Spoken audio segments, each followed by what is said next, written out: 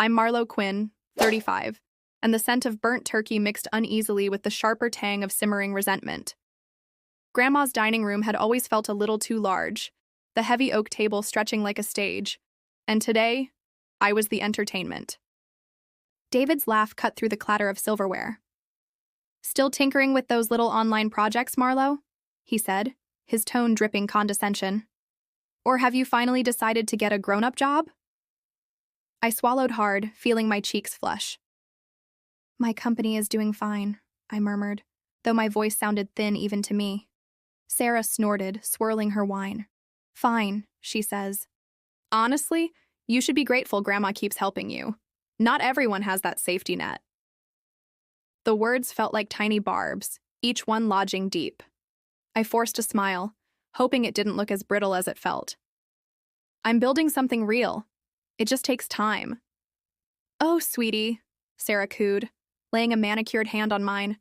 "Time's exactly what you're running out of. Grandma's not going to be around forever, you know." My stomach twisted. The truth behind her syrupy tone stung worse than the words themselves. Across the table, Grandma sat quiet, her once sharp eyes distant. I hated how fragile she looked lately. David leaned back in his chair, smirking. "You always did like chasing dreams instead of money. That's cute, until the bills come due." I tried to breathe past the knot in my throat. Their laughter rose again, echoing off the ornate chandelier, leaving me small and exposed. I hated that they saw me this way. Weak, dependent, a punchline at Thanksgiving dinner. I caught Grandma watching me then, her gaze softening for just a moment. But just as quickly, it faded, replaced by a vague confusion that cut me deeper than David's words ever could. "Don't worry," Sarah said brightly, dabbing her lips with her napkin. "When the time comes, we'll make sure everything's handled properly. Grandma's worked too hard to see it all wasted." My pulse spiked. "What does that mean?" I asked, my voice sharper than I intended. David chuckled, pushing back from the table. "Relax, Marlo. We're just talking about being responsible. Unlike some people." Heat crawled up my neck. I wanted to scream that I was responsible, that I'd poured every bit of myself into my company. But the words stuck, tangled with years of biting comments and forced smiles. Later, as I stood by the window trying to calm my racing heart, I heard Sarah's laughter drift from the hallway. She really believes Grandma's still her safety net. Poor thing. The words pulsed in my head, leaving me cold. I pressed my hand against the glass, the darkness outside offering no comfort. 1,000 questions swarmed. What were they planning? What would happen when Grandma was gone? I didn't know the answers yet, but deep inside a gnawing fear took hold, whispering that this dinner was only the beginning. Grandma Rose was the only one who ever truly saw me, not as the family's dead weight or some drifting failure, but as a woman with ideas worth nurturing. I can still hear her voice, low and warm, calling me her brilliant little visionary, even when I came home with tear-streaked cheeks from another investor's rejection. "Someday, Marlo," she'd say, patting my hand with those delicate fingers that had once signed half the city into prosperity. "All that stubborn hope will make sense." Her house was proof of that stubborn hope. A sprawling Victorian masterpiece on the corner of Rosewood Lane, crowded with oil paintings, antique lamps, and faint scents of cinnamon potpourri. It was more than a house. It was the soul of our family, the one place I felt anchored. I grew up chasing sunbeams across its polished floors, sneaking cookies from the ornate tins in the pantry, whispering secrets to Grandma in the shadow of her towering bookshelves. Everyone knew the house, and the fortune tied to it, was the centerpiece of her estate. David once called it the last great gold mine in this family, laughing like it was a harmless joke. Sarah would trail her fingers over the carved banisters whenever she visited, a speculative gleam in her eyes. I never thought much about Grandma's will. It felt too morbid, too cold. Even now, with her health declining, the notion of her fortune seemed distant, almost tasteless to dwell on. I didn't want her money. I just wanted her. But that didn't stop David and Sarah. They'd whisper over coffee when they thought I couldn't hear, their voices low but sharp. "Mom said she'd secure everything for us," Sarah once muttered, her hand clutching her phone like a lifeline. David snorted. "Better. She's probably already twisted that old lawyer around her finger. Marlo can keep her silly app. I'm taking the house. I remember how my stomach sank, a leaden dread settling there. Was Grandma truly just a transaction to them? Her legacy boiled down to marble countertops and trust funds? One evening, when the November wind howled against the windows, I curled up next to Grandma's chair. She was wrapped in a heavy quilt, eyes half-lidded but watchful. I tried to hide my tears. She reached for my hand, her grip frail, yet somehow stronger than ever. "My Marlo," she whispered, "you always worry too much about being enough. You've always been my pride." "I don't care about the money, Grandma," I choked. "I just want you." Her smile was tired but genuine. "And that's why you'll always have my heart." A chill chased through me. Was her heart all I'd end up with? The thought haunted me as I tucked her in that night, the weight of her words lingering like a ghost. I couldn't shake it. What if David and Sarah were already planning something I couldn't stop? I always thought families tore themselves apart over petty misunderstandings, or maybe over jealousy that simmered for years. But now, watching my own blood circle around Grandma Rose like patient scavengers, I understood it was far simpler than that. It was money. It began quietly enough. David started showing up twice a week, then 3 times. He brought flowers, sometimes chocolates. His grin stretched wide as he leaned down to press a kiss on Grandma's fragile forehead. At first, I thought it was sweet. He'd never been the affectionate type. But then his questions started slipping out, careful as a pickpocket's fingers. "So, Grandma, did you ever finalize that trust? Just curious, for peace of mind." Or, "You keep all your important papers here, right? Want me to organize them for you?" He'd glance at me then, his smile tight. I'd force one back, trying to pretend the skin at the back of my neck wasn't prickling. Sarah was subtler. She'd sit beside Grandma for hours, murmuring softly, her hand stroking Grandma's thin arm. She'd offer to help with bills, to review the insurance letters that piled up on the table. I caught her more than once pausing just a beat too long on certain pages, her eyes skimming over numbers with an almost hungry light. When she looked up, she was all warm concern. "Oh, Marlo, I'm just making sure everything's in order. You know how easily older folks get confused." I nodded, my throat dry. Maybe I was overreacting. But the next morning, an old porcelain figurine was gone from the living room shelf. Grandma didn't seem to notice, and when I asked Sarah if she'd moved it while dusting, she laughed lightly, almost too quickly. "Oh, I think Grandma might have packed it away herself." Her tone was breezy, but her eyes didn't quite meet mine. That night, I lay awake listening to the faint creaks of the house settling. Or was someone moving downstairs? I clutched my blanket tighter, feeling foolish. It couldn't be what I thought. Could it? Days blurred into one another. Grandma seemed smaller each morning, her skin papery, her voice thinner. I started making a point to sit with her whenever Sarah or David was around. They exchanged polite words with me, but something had shifted. I could feel it in the way Sarah's smile cooled, or how David's laughter grew strained.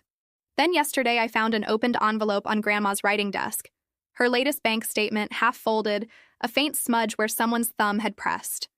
I put it back exactly how I found it, my hands trembling. Maybe it was just my imagination.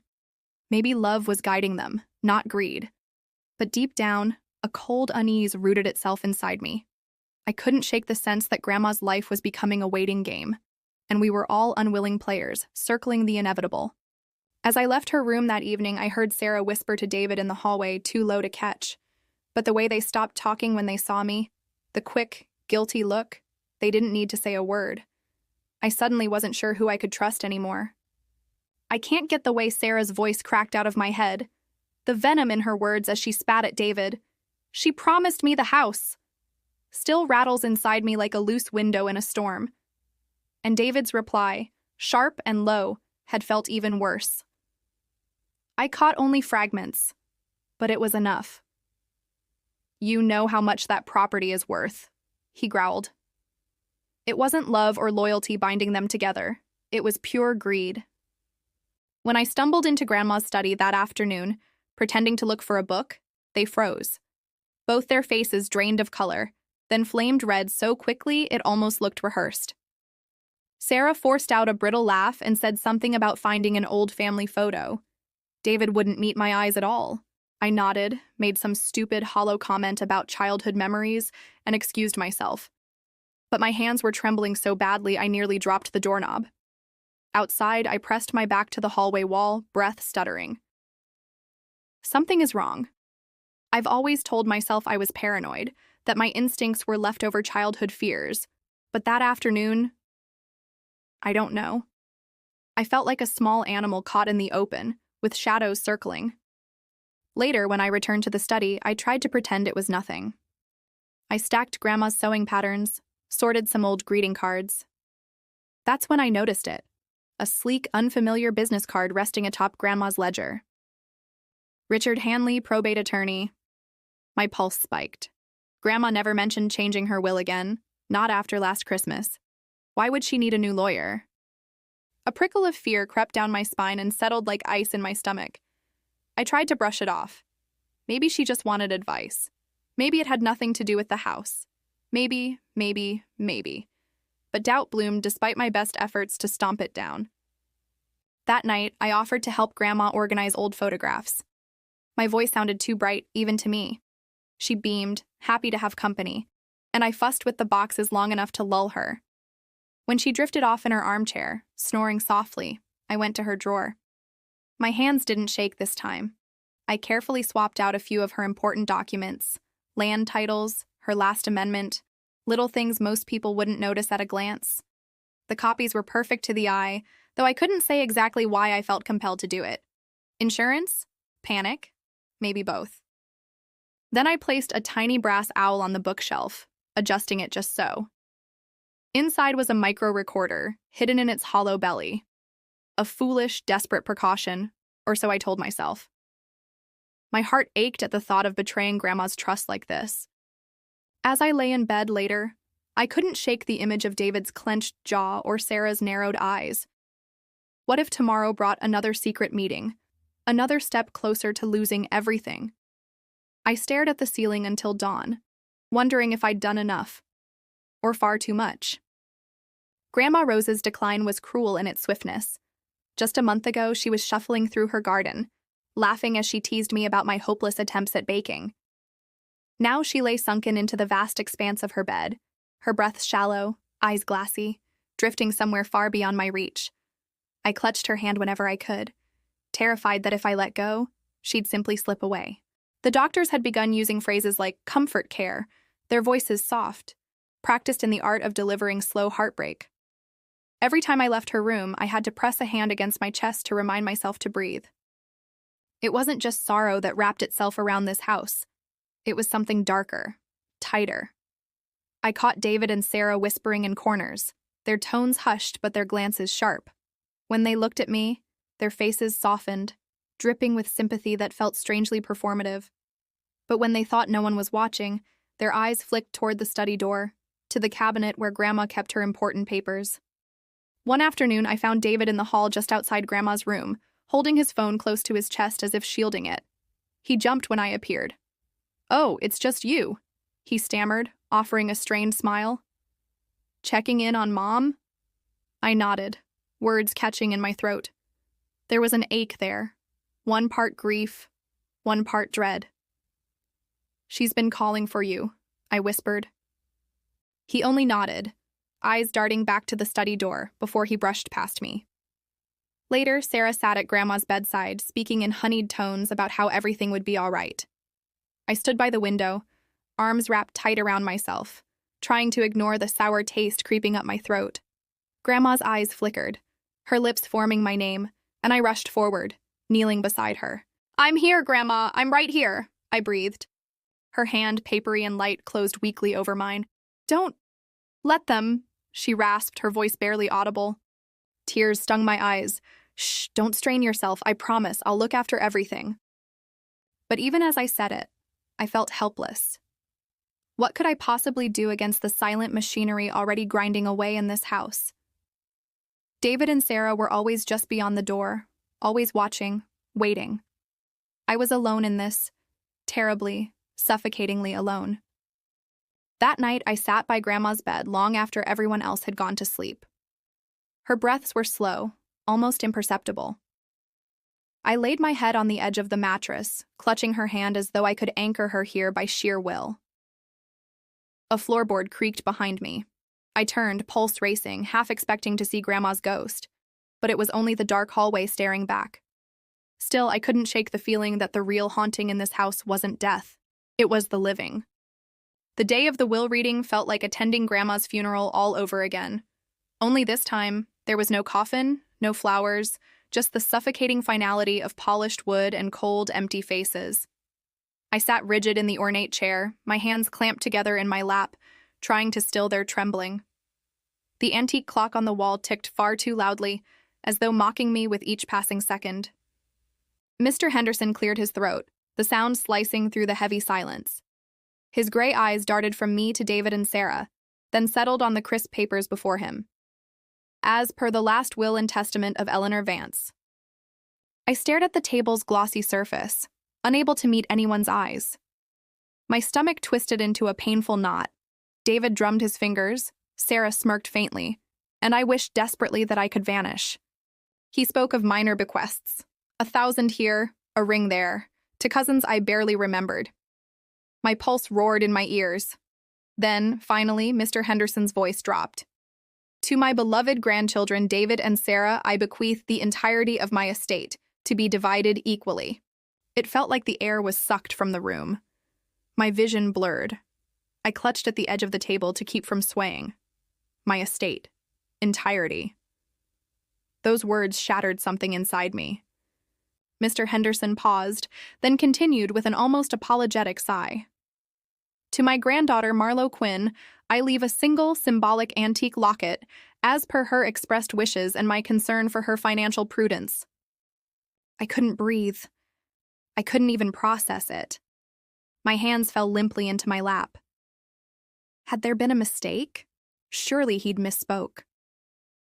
I looked up, my eyes darting desperately to Mr. Henderson, hoping for some hint, some tiny reassuring smile that this was all a cruel joke. But he wouldn't meet my gaze. David leaned back in his chair with a satisfied grin, his arms stretching behind Sarah as though claiming both her and his victory. Well, Marlo, he drawled, looks like you got exactly what you wanted. Sentimental trinkets for sentimental girls. Sarah let out a brittle laugh. I flinched at the sound. It was so sharp, so delighted. My throat constricted. I swallowed hard, tasting bitterness. I don't understand, I whispered, my voice so frail it barely carried. Mr. Henderson cleared his throat again, eyes full of pity now. Your grandmother was very clear in her final wishes. I'm sorry, Miss Quinn. The locket. That damned locket. A tiny weight against the crushing boulder of betrayal. I could almost hear Grandma's voice telling me to be strong, to keep my heart guarded. But how could I guard what was already shattered? David rose, patting Sarah's shoulder, and they walked out together, out of my grandmother's legacy, which now belonged entirely to them. I sat there, hollowed out, staring at the space they'd left behind. Somewhere deep inside, a cold, trembling question formed. What was I supposed to do now? The room spun so violently I thought I might faint. My fingers clutched the edge of the table, knuckles white, trying to anchor myself in a world that had suddenly tilted beneath my feet. The words, symbolic antique locket, ricocheted through my skull, each syllable like a cruel hammer blow. It was supposed to be mine. Grandma's whispered assurances on her deathbed. You're my true heir, Marlo. Don't ever doubt it. Had wrapped around my heart like a warm shawl. Now they unraveled, thread by agonizing thread. I blinked rapidly, willing the hot tears not to spill. I wouldn't give them that satisfaction. Not David, with his smug little smirk, and certainly not Sarah, who practically vibrated with glee under her syrupy facade. She pressed a delicate hand to her breast, tilting her head, feigning concern so poorly it was almost laughable. Oh, Marlo, Sarah crooned, voice dripping with mock pity. Are you all right? It's such a lovely locket, isn't it? Grandma always was sentimental, so thoughtful of her, to give it to me. The locket dangled from Sarah's slender fingers, catching the light and throwing cruel little sparks into my eyes. I couldn't look away. My throat tightened painfully. I wanted to scream, to rip it from her grasp and demand the truth. How could my grandmother have betrayed me so completely? But my voice failed me. All that emerged was a strangled gasp. David's arm slid around Sarah's waist, pulling her close. "It makes sense, Marlo," he said smoothly. "Grandma probably worried about your unstable moods. Sarah's always been the reliable one." My chest heaved. I fought to breathe, each inhale scraping like broken glass. Unstable moods.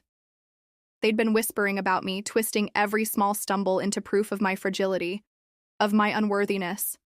Sarah tisked gently. "Don't take it so hard, it's only a piece of jewelry." But it wasn't. It was everything. It was Grandma's promise. It was security, legitimacy, love. Now it was all slipping through my trembling fingers. I managed a stiff nod, though it felt like my neck might crack under the effort. "Of course, only a piece of jewelry." Sarah's smile widened, satisfied. David's eyes glinted with triumph. They believed they'd broken me. Perhaps they had. I could barely feel my legs. My heart thundered wildly, drowning out rational thought. I stumbled back a step, bumping into a chair. The world blurred again, and I realized I was shaking. I need some air." Without waiting for permission, I fled. My shoes clacked across the polished floor, echoing my frantic pulse. I pushed through the heavy oak doors into the corridor, the cool air slicing across my fevered skin. But the relief was fleeting. Behind me, their laughter rang out, low, victorious. A fresh spear of agony pierced me. Had Grandma truly abandoned me? Or was there some deeper treachery still to come? I pressed my palm to my chest, struggling to calm the riot within me. One thought burned through the fog. If they've stolen everything, what's left for me to lose? And in that hollow, echoing question, a terrifying possibility began to stir. The news of my disinheritance spread faster than I could have ever imagined. It was as if my family and our so-called friends had all been waiting, salivating, for a scandal to feast upon. Everywhere I went, I felt it. In the lingering stares, the abrupt hush of conversations as I approached, the awkward, almost guilty smiles people offered me in place of genuine sympathy. At the grocery store, Mrs. Langley, who'd known me since I was a child, actually patted my hand as if I'd lost a parent. "Oh, sweetheart, life can be so cruel," she sighed, eyes brimming with false compassion. I forced a weak smile, swallowing the urge to scream that I wasn't dead, just humiliated beyond repair. The coffee shop was even worse. A cluster of young women from my old high school giggled at a table near the window. As I stood waiting for my latte, I caught snippets of their whispered mockery, something about me trading stock tips for pity dollars. I tried to hold my head high, but every step felt like I was trudging through thick, choking mud. My phone wouldn't stop buzzing. Texts from distant aunts and uncles piled up, each more patronizing than the last. "We're so sorry to hear about your troubles, dear.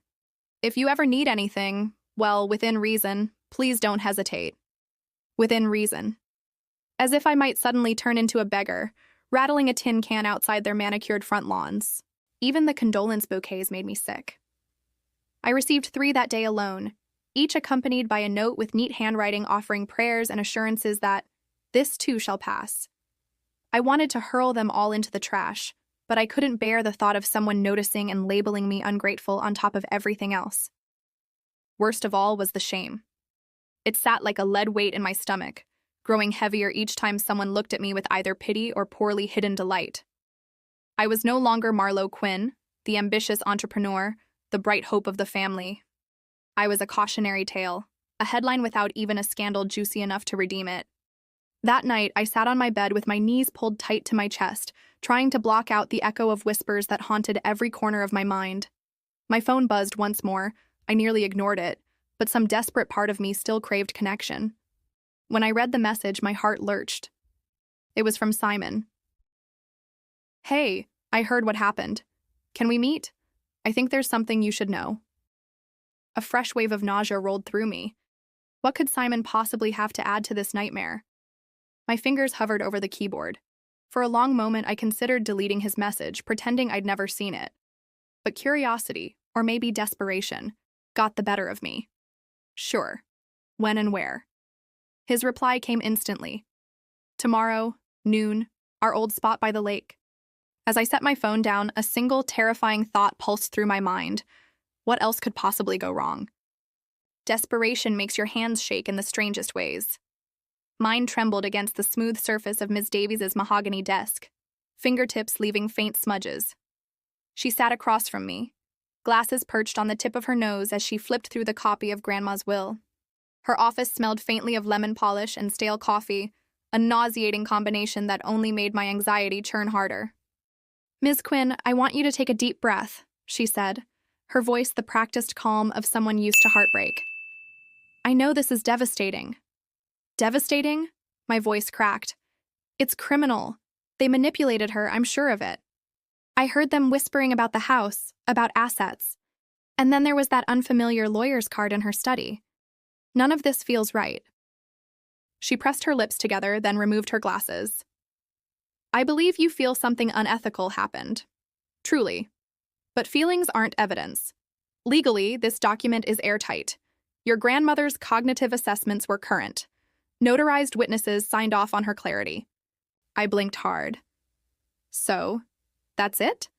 I'm supposed to just accept that David and Sarah get everything, while I get a—" My breath stuttered, shoulders collapsing inward. "A locket?" Ms. Davies leaned back, fingers tapping the arm of her chair. "Without clear proof of undue influence or fraud, contesting this would likely end in an expensive, losing battle. It could drain what resources you do have left." "But what about the fights I overheard? David and Sarah arguing over who'd get the house. Doesn't that raise questions?" "Not enough. Families fight over inheritances all the time. Courts see it daily. It doesn't automatically prove they coerced your grandmother." I swallowed a hard lump, throat burning. My hands twisted in my lap. "So, you're telling me there's nothing to be done?" "For now, yes. I could look deeper if you insist, maybe hire a private investigator, but it would be costly. And if they truly covered their tracks—" Her eyes softened with a pity that made me want to scream. "I'm afraid you'd only end up more heartbroken, Marlo." Heartbroken didn't even begin to cover it. I felt hollow, like someone had scooped out everything warm inside me, leaving behind this cold echo that rattled with every breath. I nodded mutely, unable to trust my voice. She stood, offering a reassuring hand. I took it because I didn't know what else to do. "You're young, bright. Your grandmother loved you. That much is clear from how she spoke of you when she drafted this. Maybe her choices were meant to protect you in some way. Protect me? Or abandon me?" I couldn't tell anymore. As I stepped into the hallway, my vision blurred. The overhead lights stretched into cruel white lines. Outside her office, the wind sliced cold across my cheeks. Somewhere deep inside, something restless twisted. What if David and Sarah weren't finished yet? What if losing Grandma's will was just the beginning? My apartment greeted me with a cold indifference that made my chest tighten. The door clicked shut behind me, sealing me off from the world. For a moment, I stood there in the dim entryway, just listening. To the silence, to my own ragged breathing. I had once loved this quiet, found comfort in it after long days. Now it was nothing but an echo chamber for my grief. I drifted into the living room, my fingers brushing the back of the old corduroy couch. It felt rough under my hand, like it was recoiling from my touch. A thin film of dust had settled on the side table. I realized I hadn't cleaned in days, maybe weeks. What did it matter now? My eyes landed on the small framed photo of Grandma Rose and me at the botanical gardens, both of us laughing, her arm wrapped tight around my waist. My throat burned. I picked it up, tracing her face with my thumb, aching for the warmth of her voice, her steady certainty that everything would always work out. That was before I knew how fragile that promise truly was. I wandered into my bedroom, letting my hand drag across the dresser. It knocked lightly against the stack of coding books I'd poured my life into. Quantum Leap Innovations was supposed to be my future, our future. Grandma had believed in me when no one else had. Every late night at that cramped little desk, chasing down stubborn lines of code, had been lit by the hope that one day I'd give her back even a fraction of what she'd given me. But all that was gone. Stolen, in a way that was crueler than outright theft. It wasn't just about the money, though that loss gnawed at me too. It was the betrayal, The realization that family ties could unravel so quickly under the strain of greed. I'd trusted them. God, I'd trusted them all. I sat at my desk running my hands over the smooth wood, remembering how it had once seemed to vibrate with possibility. Now it felt hollow, just another dead thing in a room full of ghosts. The apartment seemed to close in on me, the walls pressing tighter with every breath. A soft buzz broke through my stupor, my phone lighting up with an incoming call. For one wild moment, I hoped it was Grandma, impossibly calling to tell me this had all been a mistake, that she was fine, that we could go back. But it was only Sarah. Her name on the screen twisted something inside me. I watched it blink until it stopped, leaving me in darkness again. A strange numbness settled over me. Maybe this was just how things ended, not with a final, shattering crash, but with a long, slow hollowing out. I leaned back in my chair, staring up at the ceiling, wondering if there was anything left worth fighting for. Then faintly, from the hallway outside, I thought I heard footsteps pause at my door. A shadow slipped beneath the crack of light. My breath caught. Was I really alone? I never realized how creative David and Sarah could be when it came to cruelty. They didn't have to slam doors or scream obscenities to make me feel small. No, they preferred softer, sharper knives. Like yesterday, when David called out of nowhere, his voice syrupy sweet. "Just checking in on you, Marlo. You know, Sarah and I finally decided on the marble countertops. The kitchen's going to be spectacular." I could almost see his smug grin through the phone. I tried to keep my voice steady. "That's nice. I'm glad the house is coming along." "Oh, it's more than coming along," he chuckled. "It's a masterpiece. Grandma would have loved it. Pity you won't get to see it up close. Construction zones are dangerous, you know." His words slithered around me like cold vines, squeezing my chest. Before I could muster any reply, Sarah's voice broke in from the background, high and laughing. "Tell her about the pool, David." "Oh, right," David continued, almost forgetting I was still on the line. "We're putting in an infinity pool. Sarah wants one of those fountains, too, completely over the top, but why not? It's not like we're strapped for cash." I swallowed, throat raw. That sounds extravagant. "Life's too short to live modestly," Sarah chirped, snatching the phone. "We're headed to Bora Bora next month. Can't wait. I'll send you pictures."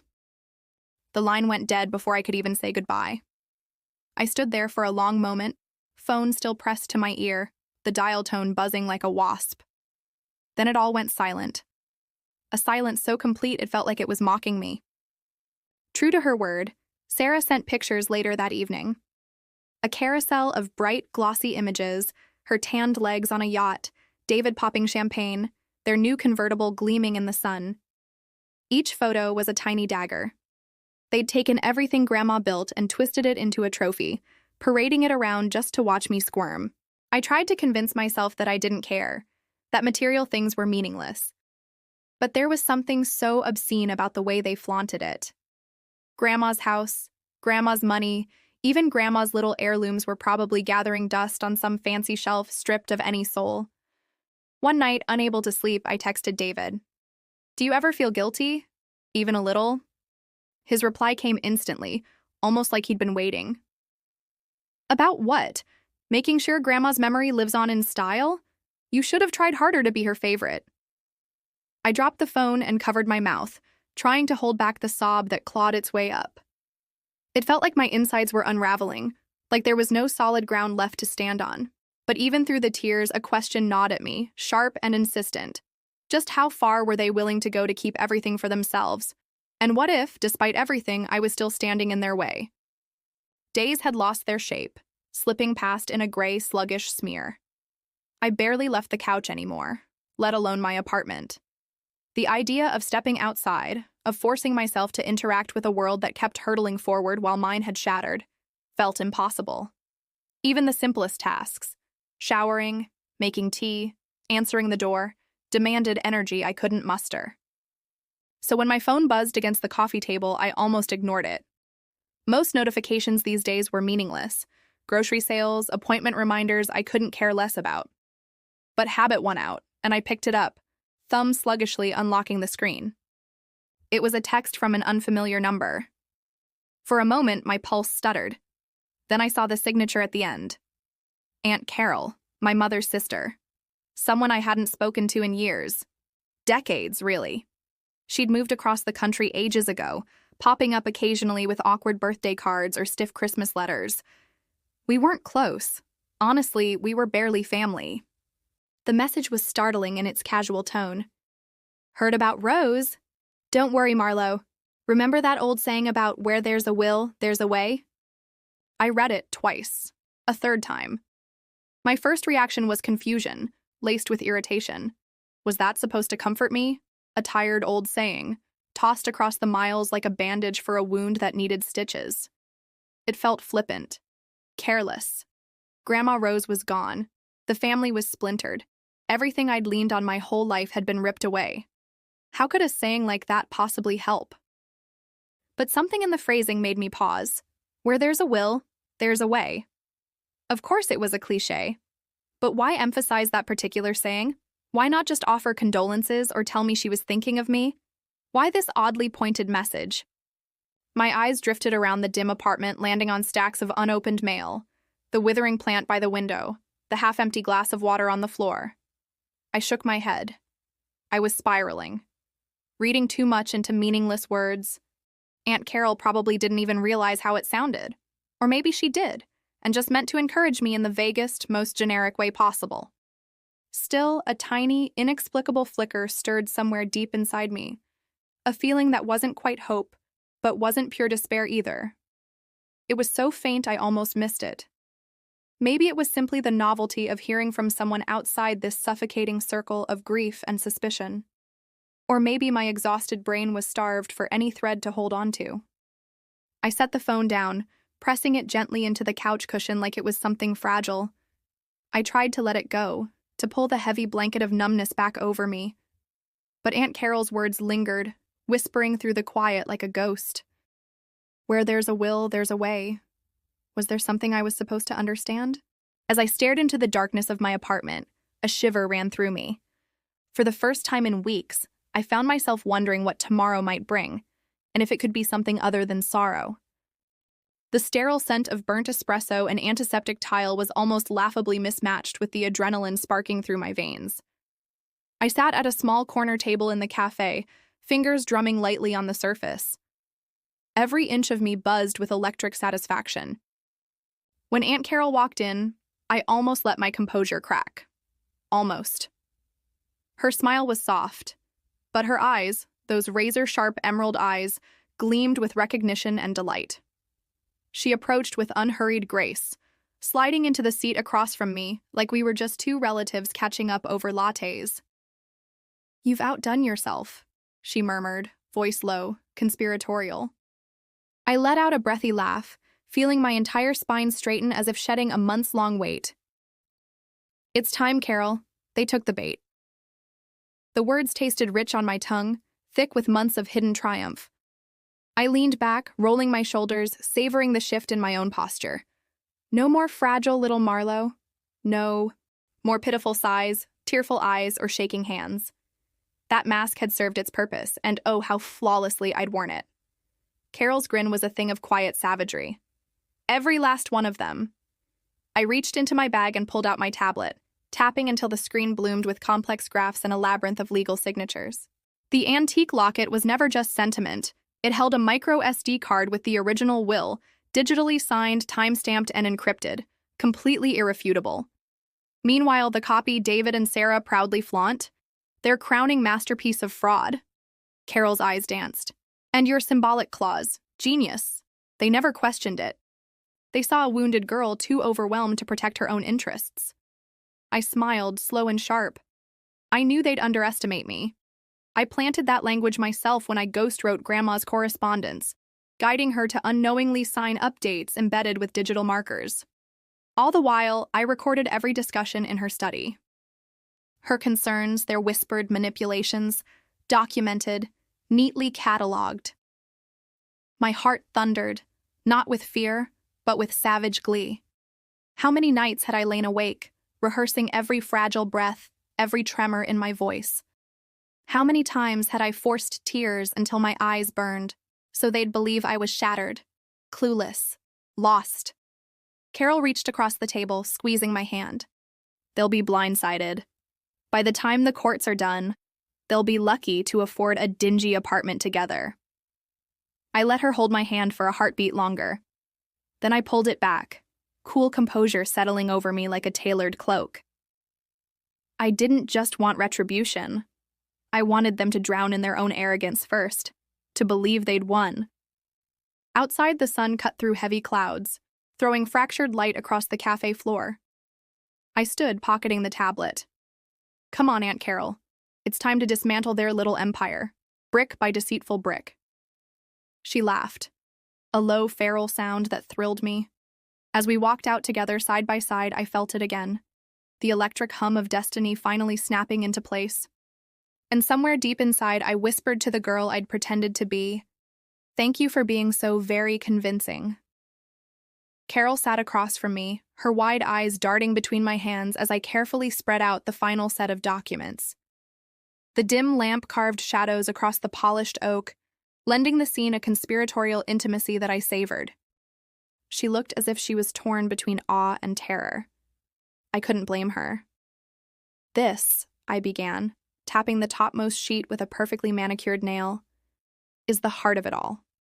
The antique documents Grandma signed, they were never just old papers. I embedded them with digital watermarks, tiny forensic signatures completely invisible to the eye, but undeniable under scrutiny." Carol swallowed hard. "So, the will David and Sarah tried to push has no such marks," I finished smoothly. I leaned back, allowing myself a slow, victorious smile. "Which means when these are examined, and they will be, it'll be glaringly obvious that theirs is a crude forgery." Her mouth opened, then shut again. I could almost see the cogs grinding behind her eyes. "But how did you even think of this?" "Oh, Carol," I laughed lightly, though there was nothing gentle in the sound. "I've been building this for years, watching them, recording them." I slid my phone across the table. With a single flick, I brought up the files. The first audio clip crackled to life. Grandma's study, David's oily voice whispering, "If she refuses, we'll just convince her. Old hands are easy to guide." Carol flinched. I let it play a little longer, Sarah's syrupy tones dripping venom. "Once Marlowe's out of the way, it'll all be ours. She's too fragile to put up a fight." I paused the recording. The silence that followed was profound. A delicious chill curled through me. Every greedy whisper, every incriminating promise, they're all cataloged, filed, ready to detonate. She offered me a grin, fierce and proud. "All these months of your performance, of letting them think you were beaten. Marlowe, it's masterful." A pleased warmth spread through me. Not relief. This was beyond relief. This was victory crystallizing, sharp and undeniable. They underestimated me. That's always been their greatest flaw. They see my compassion as weakness, my dreams as foolishness. It never occurred to them that I could see the long game. We returned to the audio. David again, voice low but smug. "Just make sure Marlowe gets nothing. I don't want her sniffing around the finances. She'll ruin everything." My smile was slow, deliberate. He has no idea how right he was. I've already ruined everything. For them. Carol laughed, a quick, breathless sound. "So, what's next? The recordings alone could bury them. We could walk into any lawyer's office tomorrow." "No," I shook my head. "Not yet. I want them tangled so deeply in their own deception they can't claw their way out. I want their arrogance to seal the final lock on this trap." She studied me for a moment, then nodded. "All right, I trust you." As we sat there in the quiet hum of the equipment, the screen still showing their ugly confessions, I felt an electric thrill. They thought the storm was over. They couldn't see the real one, gathering just beyond their sightlines. I tilted my head, a question forming. "Carol, what do you think they'll do when they realize who has been orchestrating it all along?" It was astonishing how easily people could be guided, like moths drawn to the faintest glimmer. All it took was the right nudge in the right shadowed corner. By now I had gathered enough threads, records, receipts, whispered contradictions, to begin weaving a net around them. But the trick was never to get my hands dirty, not directly. Yesterday, I stood at my kitchen counter, slipping the tiny flash drive into a padded envelope. Inside, the audio file was sliced and disjointed. Fragments of David's greedy prattling over the phone, Sarah's soft confessions to her husband that didn't quite match her public stories. Nothing outright damning on its own, but to a trained ear it would sing of deceit. I addressed the envelope to Mr. Henderson, Grandma's old lawyer, careful to print in block letters that bore no resemblance to my usual cursive. When I handed it to the post clerk, I offered a polite smile, hiding the electric thrill running through me. That small package would soon land on Henderson's immaculate desk, and knowing his appetite for uncovering legal messes, it wouldn't sit unopened for long. Later that evening, I dialed a prepaid phone, my heart calm and steady. The number belonged to Aaron Holt, a local investigative reporter known for chasing down family scandals with almost gleeful zeal. "Hello?" Her voice was brisk, suspicious. "I don't have long," I said, letting a slight tremor seep in. "I have reason to believe there's a major inheritance fraud involving the Bryson family. I can't say more, but you should look into the validity of a recent will. Start with Grandma Rose's estate. You'll find more than enough to raise questions." A pause. Then her tone sharpened. "Who is this? Are you—" I hung up, cutting the connection clean. The silence afterward was intoxicating. I pictured Erin scribbling furiously in her notebook, already plotting out how she'd sell this to her editor. And Henderson, methodical, suspicious, would be pawing through the evidence by tomorrow, poking holes where they least expected it. It all felt like a beautifully laid chessboard. Each move was slow, deliberate, never betraying the hand that set it in motion. Meanwhile, David and Sarah continued their petty bickering, blissfully unaware that the ground beneath them had started to crack. I perched by the window with a mug of tea, savoring the steam against my face. Outside, the streetlights flickered on, bathing the quiet neighborhood in soft amber. It was almost peaceful. Almost. My phone buzzed on the table. Another message from Sarah, dripping with forced concern. "Hey, just checking in. Haven't heard from you. Hope you're okay." I stared at it for a long moment before deleting it outright. Let her worry. The real storm hadn't even begun. As I set the phone aside, a low laugh escaped me. It startled me with how light it sounded. They still thought I was defeated, adrift and harmless. Oh, if only they knew what I had truly set into motion. It's almost comical how quickly arrogance turns to panic. I've listened to the latest recordings at least 3 times, savoring each breathless pause, every sharpened accusation that passed between David and Sarah. I could practically see their faces twisting, eyes darting, hands clenching. Their perfect little empire was starting to list, cracks spiderwebbing through the glossy facade they'd been so eager to flaunt. "Henderson's asking too many goddamn questions," David snarled on the line, voice brittle with stress. "Why does he suddenly want copies of Grandma's old financial ledgers? I gave him everything before."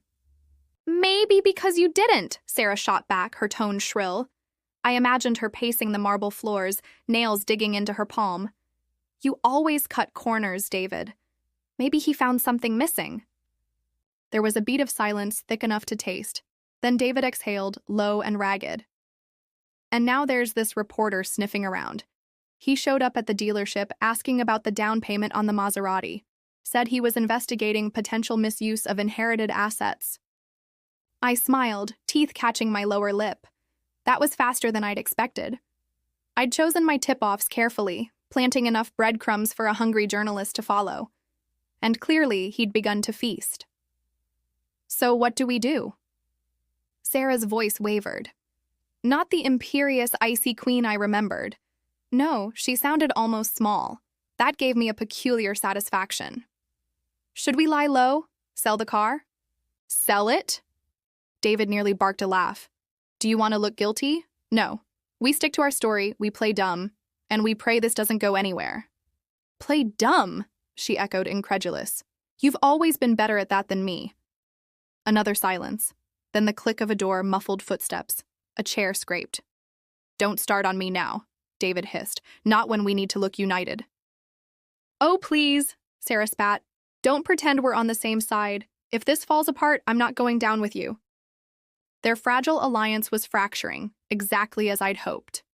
Pressure did that. Exposed old resentments. Revealed hairline fractures in even the most polished of veneers. I leaned back in my chair. letting the satisfaction wash through me. It wasn't over yet, not by a long stretch, but the tide had finally turned. I closed my laptop, fingers brushing the small hidden drive where I'd stored every piece of incriminating audio. Insurance, though, honestly, by now it felt more like a trophy. Each whispered threat and careless boast was another jewel in my private crown. Still, I couldn't grow careless. A cornered animal is often the most dangerous. And if David or Sarah suspected how deep my hand ran through their unraveling mess, there'd be no telling what they might attempt in desperation. I rose, heart thrumming, not with fear, but with electric anticipation.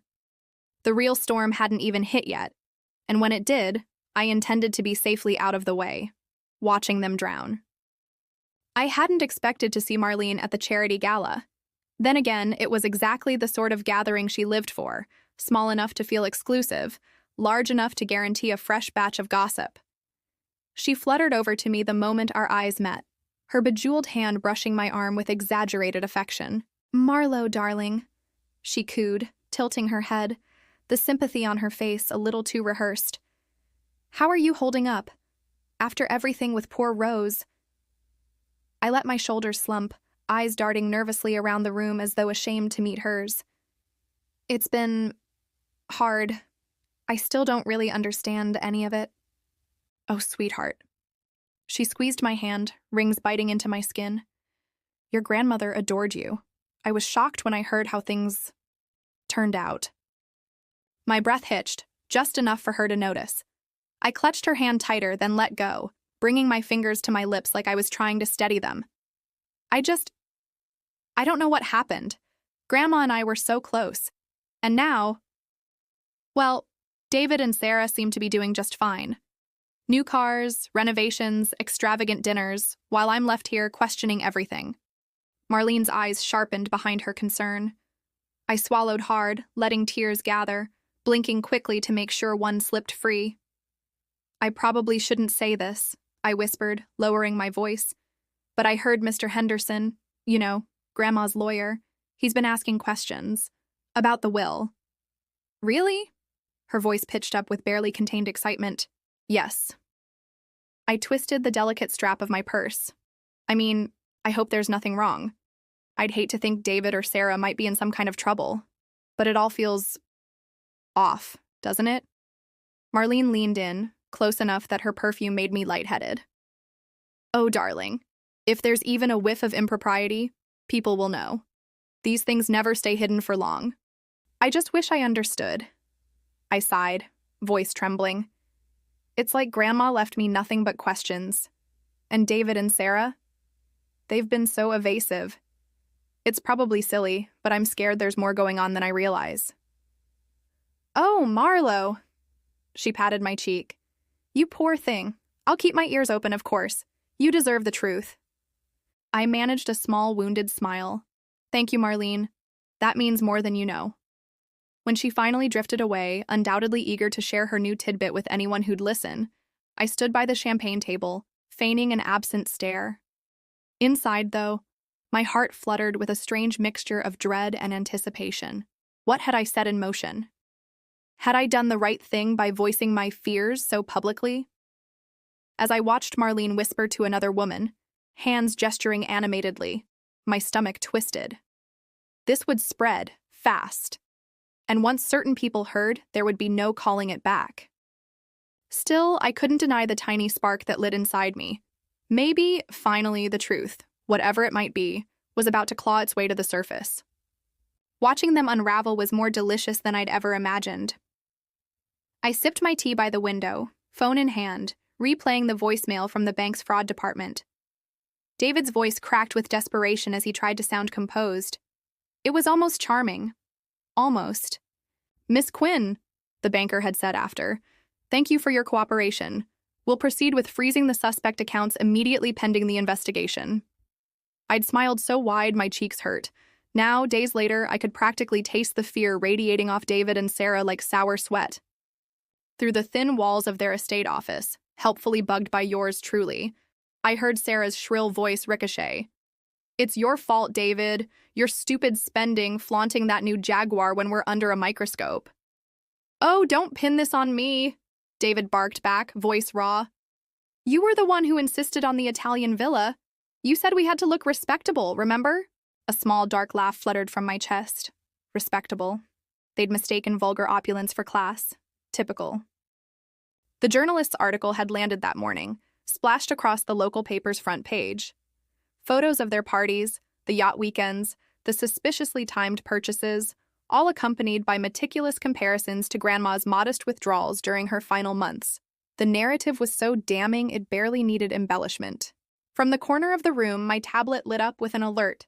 Another transaction denied, another desperate claw at vanishing funds. I didn't bother hiding my grin. Sarah's sob broke through next. What are we going to do, David? They're investigating everything. What if they look closer at Grandma's will?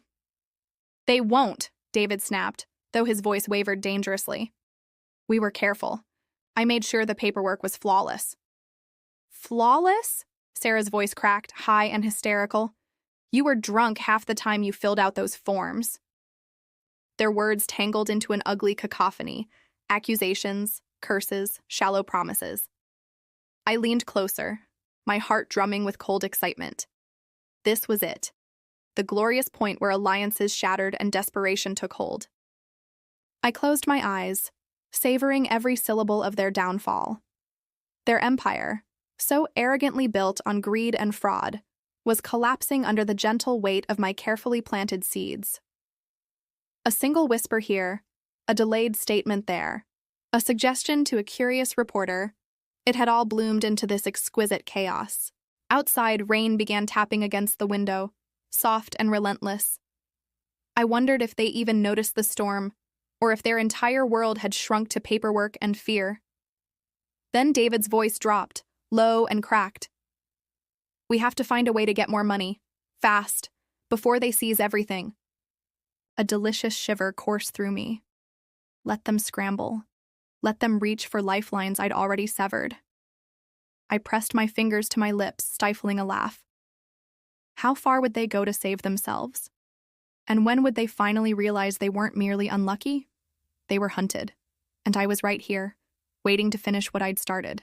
David and Sarah were circling the drain now, their once smug composure cracking under the weight of public suspicion and the relentless murmur of scandal.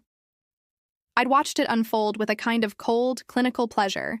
Each headline, each frozen bank account, each wary look from their so-called friends was a silent tribute to the elegance of my plan. But it wasn't finished yet, not quite. I sat by the bay window in my study, sunlight pooling around me, my pen gliding smoothly across thick cream stationery. I crafted every word with meticulous care, savoring the subtle barbs hidden beneath polished formality. The letter bore Mr. Henderson's letterhead. His approval had been easy enough to secure after all I'd revealed. It read, Mr. David Lohr and Mrs. Sarah Lohr, you are formally requested to attend a critical meeting at Rosewood Estate to discuss new developments regarding the inheritance matters presently under review. Your presence is necessary to clarify unresolved issues that may significantly impact your standing. The meeting is scheduled for Thursday at 6:00 p.m. Immediate response is appreciated. Sincerely, Thomas Henderson, Esquire. I paused to admire it, imagining how Sarah would lean over David's shoulder, eyes bright with greed and thinly veiled terror. A lifeline dangled in front of them, so they'd think.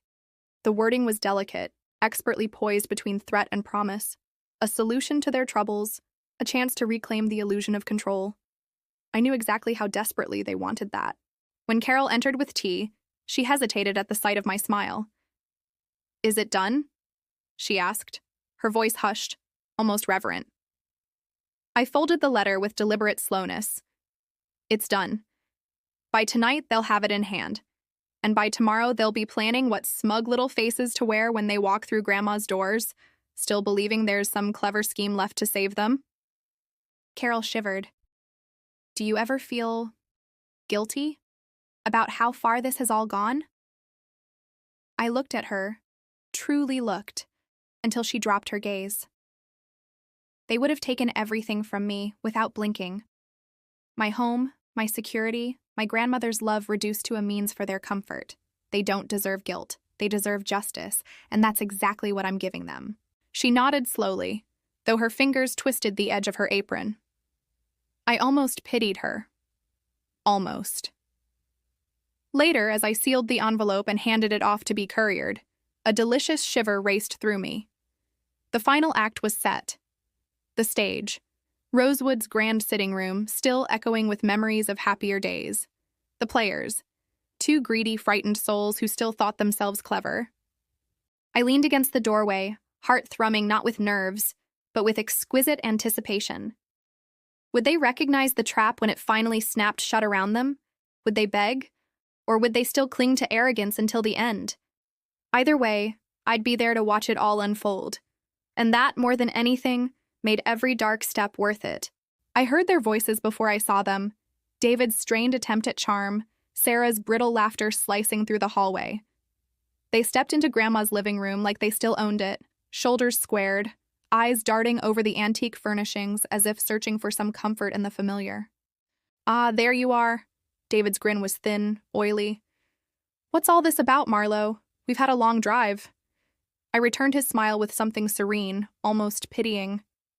"I'm sure you have. Please sit. Mr. Henderson is joining us, and Detective Lyons."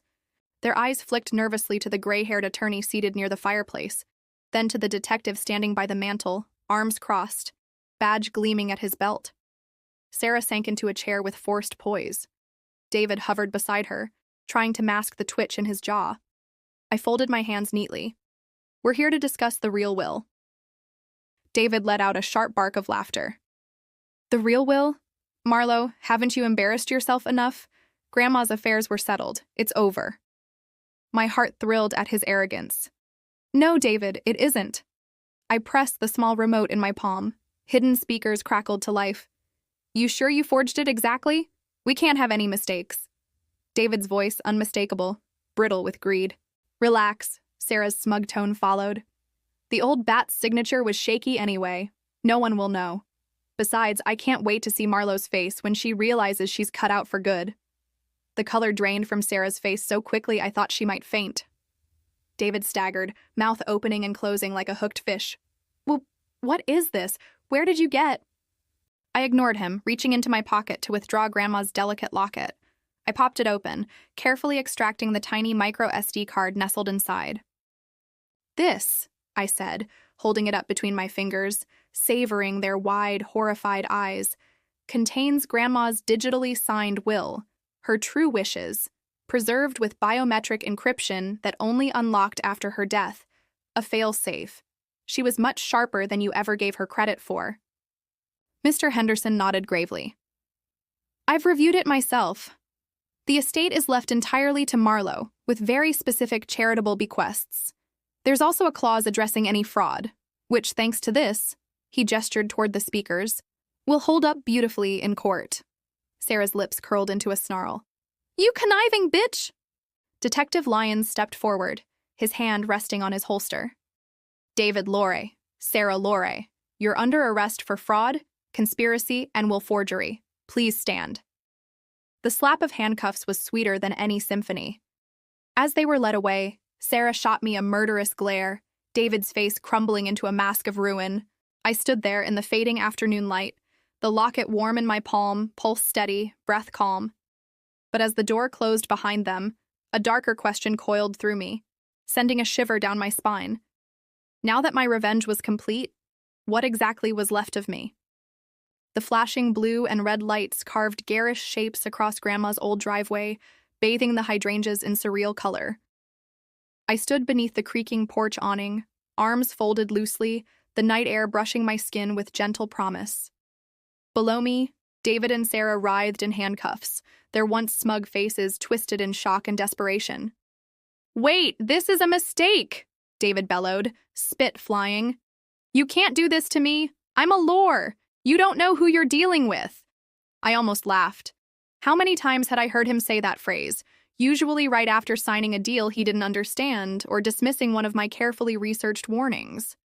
It was practically his mantra. Sarah clutched at the sleeve of a stone-faced officer, mascara smeared in grotesque rivulets. "We didn't do anything wrong. That will—" "She tricked us somehow. She finally spotted me. Our eyes locked. I tilted my head, offering the faintest of smiles. It wasn't mockery, just acknowledgement. We'd reached the inevitable conclusion of a story they never realized I was writing. When the officers nudged them toward the waiting squad cars, David's gaze snapped to mine, wild and disbelieving. "Marlo, tell them this is all some misunderstanding. We're family." "Family," I repeated softly, savoring the word on my tongue. I stepped down a creaky stair, close enough that he could see every ounce of cool satisfaction in my eyes. "Funny. That's exactly what I relied on." His eyes narrowed, confusion twisting into realization. "You did this?" I leaned in just enough for only him to hear. "You always thought I was the naive dreamer, didn't you? The fool chasing fairy tales. But it turns out, David, that you were the one living in fantasy. You built a castle on fraud and arrogance, and it just collapsed." He jerked back like I'd slapped him, muscles straining against the cuffs. "You'll regret this," he spat. "You think they'll keep listening to your lies?" I only shrugged. "They aren't listening to me. They're listening to your own voices on a dozen recordings, reading your forged signatures, following the money you so kindly laundered under your names. This was never about my word against yours. It was always about your deeds, and you made sure they were very, very public." Sarah sobbed then, a raw animal sound that echoed across the old lawn. The police nudged them into the cars. Doors slammed, engines rumbled to life. As the taillights vanished into the night, a profound silence fell. No pity twisted in my chest. No anger burned behind my ribs, just a bright, clean certainty. I drew in a slow breath, tasting the crisp air. The reckoning was complete. But as I stood alone on that porch, heart calm and pulse steady, a sharper thought crept in, like the first spark on dry tinder. What would I do next, now that I knew exactly how easy it was to destroy someone? It's strange how the world looks different when the chaos finally subsides. Months have passed since everything came undone, since I exposed the truth, reclaimed Grandma's legacy, and watched the vultures scatter. Now, standing on the porch of Grandma Rose's house, which is truly my home, I breathe in the summer air, sweet with jasmine and cut grass. The weight that once pressed on my chest is gone, replaced by a lightness so profound I almost forget how it used to feel. Inside, laughter spills from the kitchen. Aunt Carol is trying her hand at one of Grandma's old recipes, a peach cobbler that somehow ended up more on the counter than in the pan. She catches my eye and shakes her head, giggling like a girl. It warms something deep in me. She's become more than family. She's the anchor I didn't know I still needed. My phone buzzes on the hall table. A quick glance shows a message from one of my engineers at Quantum Leap Innovations, updating me on the latest breakthrough. The company has soared beyond my earliest dreams, attracting investors who once dismissed me outright. Sometimes I wonder what those skeptics would say if they could see us now, if they could see me now. But the thought only brings a small, satisfied smile, not the bitterness it might have once. I walk into the study, Grandma's old sitting room, now my quiet sanctuary. Her portrait hangs above the mantel, gentle eyes forever watching. I like to think she sees what I've done with her legacy. The foundation bearing her name has already funded 7 young women launching their own tech startups. Each story that crosses my desk feels like a quiet triumph, a ripple of change spreading outward. I run my fingers along the spine of a leather journal on the desk, the one where I meticulously mapped out every phase of my plan. The lies I wove, the mask of heartbreak I wore, necessary performances to secure the truth. I don't regret any of it. Not the tears I forced, not the nights I let myself seem broken. All of it led here, to this unshakable certainty. In the evening, my friends gather on the back patio, glasses raised, voices bright. They're not bound to me by blood, but by choice, and that makes it purer somehow. No hidden agendas, no silent wars over money, just laughter, shared stories, and hands that reach for mine without expectation. I step outside, letting the screen door creak closed behind me. The sun dips low, painting the sky in molten gold. For the first time in so long, I am exactly where I want to be, with exactly the people I want around me. I close my eyes, breathing in the promise of this new life. There are still mysteries ahead, still roads I haven't yet imagined. And for once, That unknown doesn't scare me. It thrills me.